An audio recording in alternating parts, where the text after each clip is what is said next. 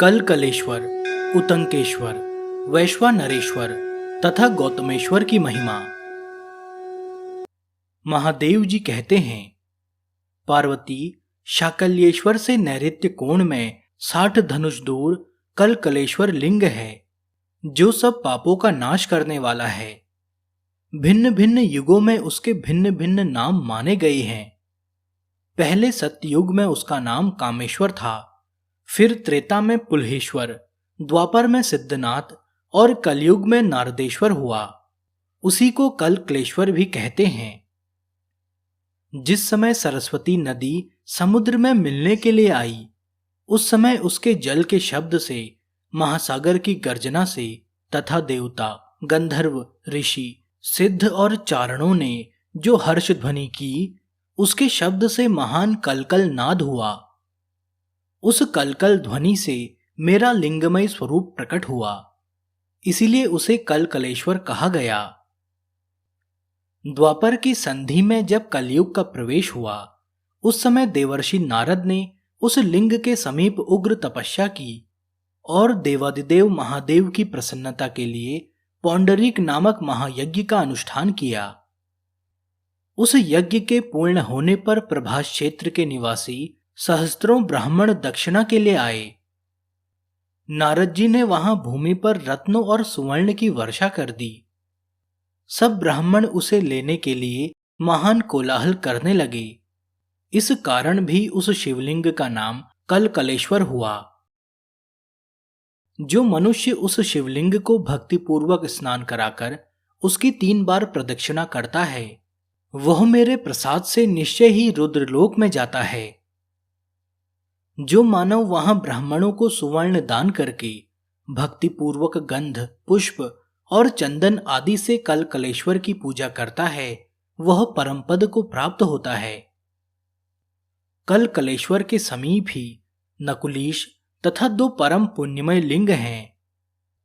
जो मनुष्य भादो मास के शुक्ल पक्ष की चतुर्दशी को उपवास करके उसके समीप जागरण करता है और नकुलीश तथा उन दोनों लिंगों की पृथक पृथक पूजा करता है, वह मुझ महेश्वर के परम धाम को जाता है। महादेवी, वहां से दक्षिण थोड़ी ही दूर पर उतंकेश्वर लिंग है, जिसे महात्मा उत्तंक ने स्वयं ही भक्तिपूर्वक स्थापित किया है। जो उसका दर्शन, स्पर्श और भक्ति भाव से विधिवत पूजा करता है, वह सब पापों से मुक्त हो जाता है। उस स्थान से अग्निकोण में 5 धनुष की दूरी पर वैश्वानरेश्वर देव विराजमान हैं। प्राचीन काल में वहां किसी तोते ने मंदिर के भीतर सुंदर घोंसला बना रखा था। उसमें अपनी स्त्री के साथ रहकर उसने दीर्घकाल तक तपस्या की। घोंसले में आने जाने के कारण वे दोनों दंपति प्रतिदिन वैश्वानरेश्वर की परिक्रमा कर लेते थे। दीर्घ काल के पश्चात उन दोनों की मृत्यु हो गई। उसी के प्रभाव से वे दोनों इस पृथ्वी पर अपने पूर्व जन्म की बातों का स्मरण रखने वाले ब्राह्मण दंपति हुए। स्त्री का नाम लोपामुद्रा और पुरुष का नाम अगस्त्य हुआ। उन दोनों ने परम सिद्धि प्राप्त की।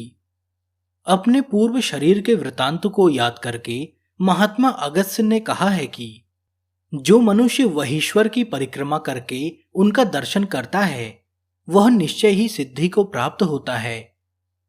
जो मानव श्रद्धापूर्वक अग्निश्वर को घृत से नहलाकर विधिपूर्वक उनकी पूजा करता है और श्रेष्ठ ब्राह्मण को सुवर्ण देता है, वह अग्निलोक में जाकर अनंत काल तक आनंद भोगता है। वैश्वानरेश्वर से पश्चिम 7 धनुष की दूरी पर लकुलेश्वर विराजमान हैं।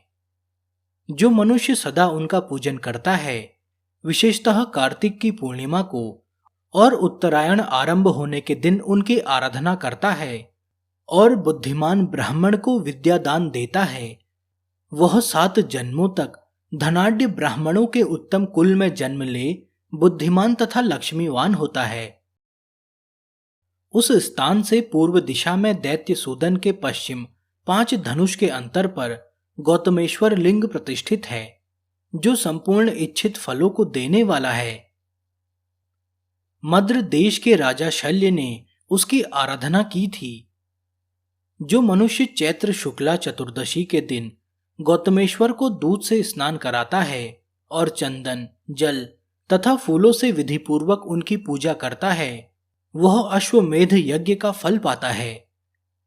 गौतमेश्वर के दर्शन से मन, वाणी और क्रिया द्वारा किए हुए सब पाप नष्ट हो जाते हैं।